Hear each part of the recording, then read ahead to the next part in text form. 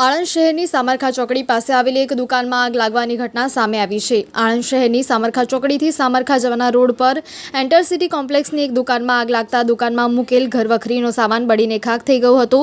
આગની ઘટનાની જાણ આણંદ ફાયર બ્રિગેડને થતાં જ ફાયર બ્રિગેડના લાશ્કરો ઘટના સ્થળે દોડી ગયા હતા અને આગને કાબૂમાં લીધી હતી। આ કયા કારણોસર લાગી હતી તે જાણી શકાયું નથી।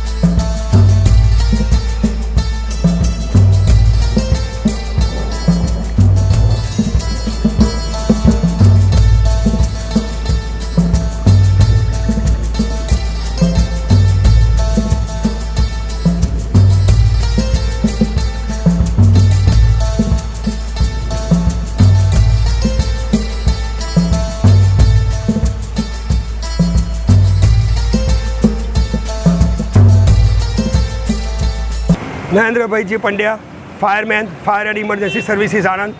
આજ રોજ 12 વાગ્યાની આસપાસ એન્ટરસિટી કોમ્પ્લેક્સ સામરખા ચોકડીથી આગળ આવેલું છે, ત્યાં કોઈ કોમ્પ્લેક્સમાં આગ લાગી છે તેવો ફાયર કોલ આપતા અમે તાબડતોડ અમારા બાહોશ ફાયરમેનો ટીમ સાથે અત્રે આવી અને આગ પર કાબૂ મેળવેલ છે। અહીં આવતા જ અમે જોયું એન્ટરસિટી કોમ્પ્લેક્સમાં આશરે 60 થી 70 દુકાનો આવેલી છે। કોમ્પ્લેક્સમાં ખરેખર ખૂબ જ સરાહનીય કામગીરી કરી તાબડતોડ આ ફાયરને કંટ્રોલ કરી અને કોઈ જાનહાનિ ન થાય તેની તકેદારી રાખી અને અમે તાબડતોડ આગ પર કંટ્રોલ કરેલ છે। કયા પ્રકારનો સામાન હતો? એની અંદર કોઈ ભાઈ છે, એમનું ઘર વખરીનું સામાન હતું।